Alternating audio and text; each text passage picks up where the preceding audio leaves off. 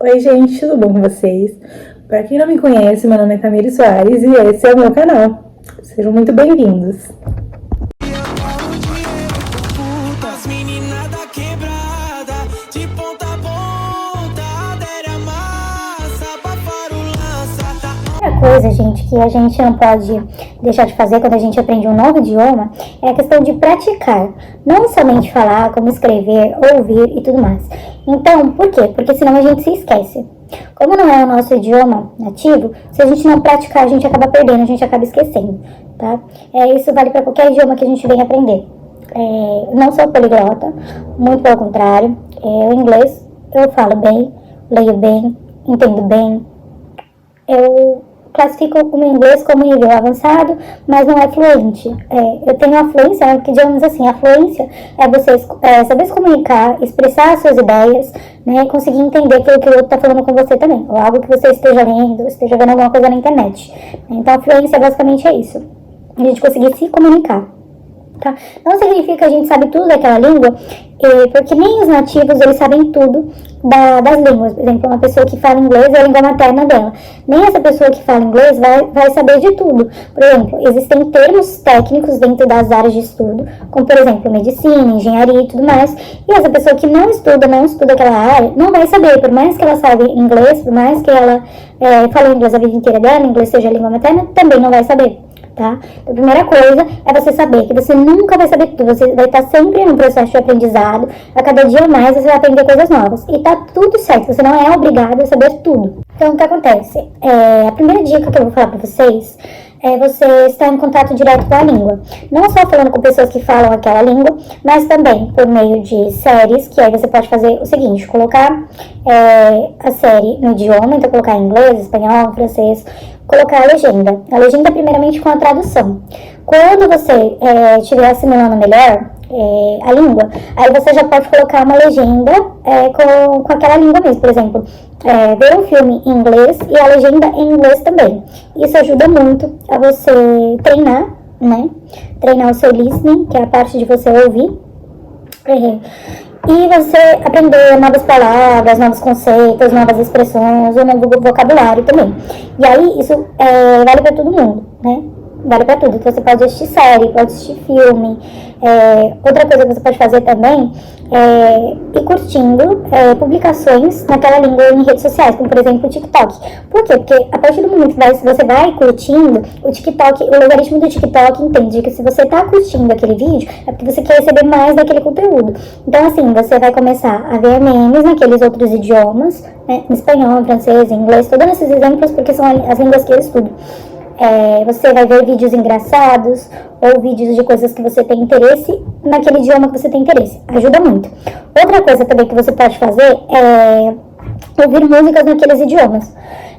A vida inteira eu ouvi músicas em inglês, então isso me ajudou muito, muito, muito. Até porque você pode ver a letra da música, você vai ver a tradução, e aí aquilo vai fixar na sua mente, porque você vai estar constantemente escutando aquelas músicas. Então vai fixar na sua cabeça, e você nem vai perceber. Quando você vê, você já aprendeu aquilo, entendeu? Porque você já viu aquilo várias vezes, né? Então isso funciona pra mim. Eu faço isso com espanhol, que eu escuto muito a Anitta. A Anitta é uma pessoa que eu gosto muito de ouvir as músicas em espanhol dela, mas tem outros artistas também, que você pode estar ouvindo música em espanhol.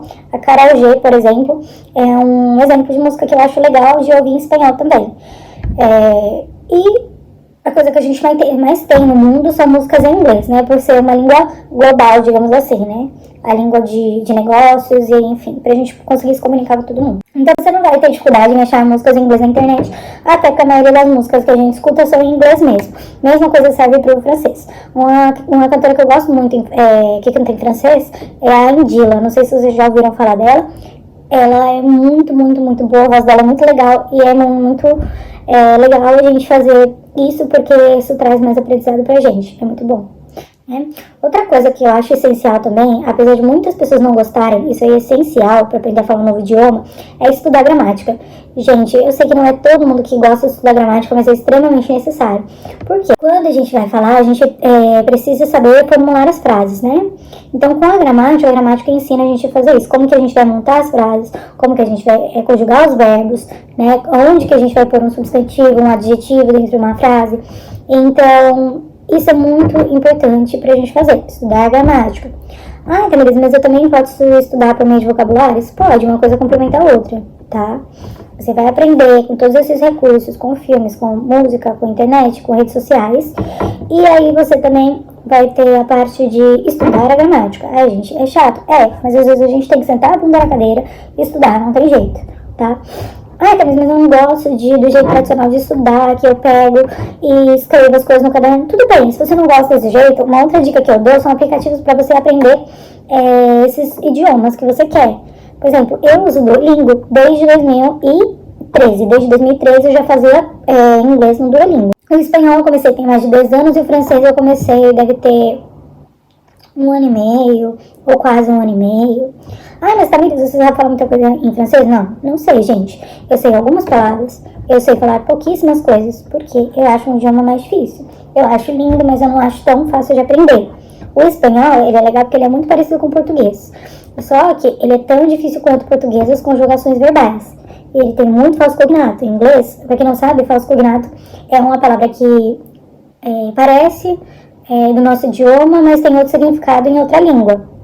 Deixa eu dar um exemplo de falso cognato.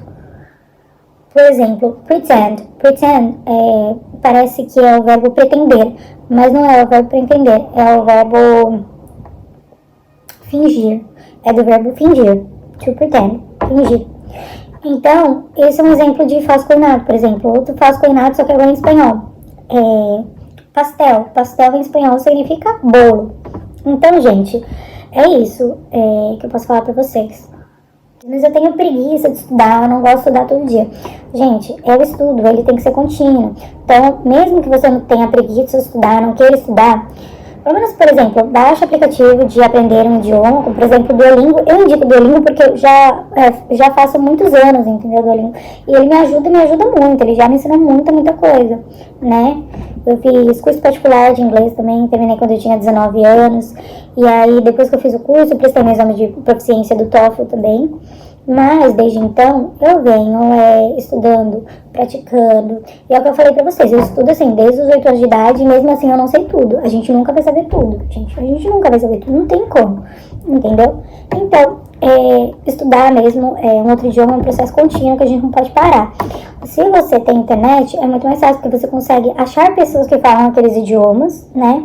E aí você consegue estar treinando, conversando com elas, que aí você vai fazer amizades, que é um ponto legal, mas também você vai estar treinando falar outras línguas, escrever em outras línguas. Então, é sempre bacana fazer isso. Outra coisa também, se você tiver a possibilidade, eu nunca tive, infelizmente, por questões financeiras, é que se você puder fazer um intercâmbio, é muito legal. Vai agregar no seu currículo, né? Então você, por exemplo, vai pegar uma vaga que é necessário, o inglês ou algum outro idioma, você vai ter lá no seu currículo que você fez um intercâmbio de determinado tempo. Então isso é muito bom, né? Ajuda nessa parte aí. Depois que você conseguir uma oportunidade, você precisa estar utilizando aquele idioma. E também é muito bom porque você vai adquirir experiência. Então você vai conhecer pessoas novas, lugares novos. Você vai estar 24 horas em contato com a língua, o que é muito importante. Isso era muito o processo de aprendizado. Então é uma coisa muito bacana mesmo. Uma escola de inglês que eu posso indicar que foi a que eu fiz foi esse CCA. Eu terminei o inglês lá, como eu falei pra vocês, com 19 anos, eu formei, tudo bonitinho.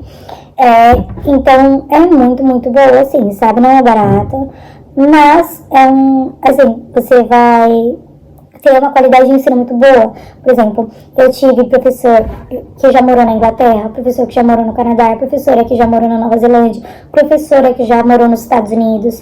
Então tudo isso eu tive lá. E eu garanto pra vocês que vale muito a pena, gente. Vale a pena mesmo. Não tô me pagando pra patrocinar. Eu estou falando de graça, simplesmente porque realmente é muito bom. Vale muito a pena.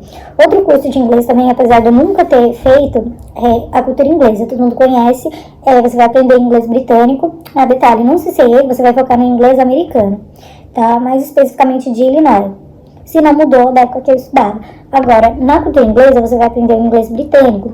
Então, o que muda? As estruturas gramaticais são exatamente as mesmas. O que vai mudar vai ser o vocabulário e a maneira de você pronunciar as palavras. Então, basicamente, é isso que muda tanta coisa. E o vocabulário, como eu falei pra vocês, né? Por exemplo, em inglês americano, batata frita a gente chama de French fries. E no inglês americano, no inglês britânico, a gente chama de chips. Já, por exemplo, no inglês americano, a gente chama metrô de subway. E no inglês britânico, a gente chama metrô de underground. Ah, mas qual que é o certo? Os dois estão certos, só que são maneiras, são palavras diferentes para se referir à mesma coisa. Então depende do local, do país, da região que você está. Então muda também de uma região para outra, que nem aqui. Aqui no Brasil, a gente tem pessoas que moram no Nordeste, que falam as palavras, que falam coisas, palavras, só que falam de uma maneira diferente que a gente fala em São Paulo. Então, muda também das regiões dessas outras palavras. Em espanhol também é a mesma coisa. Dependendo do país, você vai falar com sotaque diferente, né? E também tem as palavras específicas daqueles lugares, então é super comum, né? Outro exemplo aqui de palavras que a gente tem diferença do inglês britânico para o inglês americano. O elevador, no inglês britânico, a gente costuma falar lift. No inglês americano, a gente fala elevator. Então, é basicamente isso, gente. O que eu tenho pra falar hoje com vocês foi isso. Espero que vocês tenham gostado. Se vocês tiverem ideia para os próximos vídeos, deixem aqui embaixo. Deixem um joinha pra me ajudar, tá bom, gente, no canal. E se inscrevam no canal caso vocês queiram receber mais vídeos, tá bom? Estou aberta aí a sugestões de vídeo. Tchau, gente. Boa noite.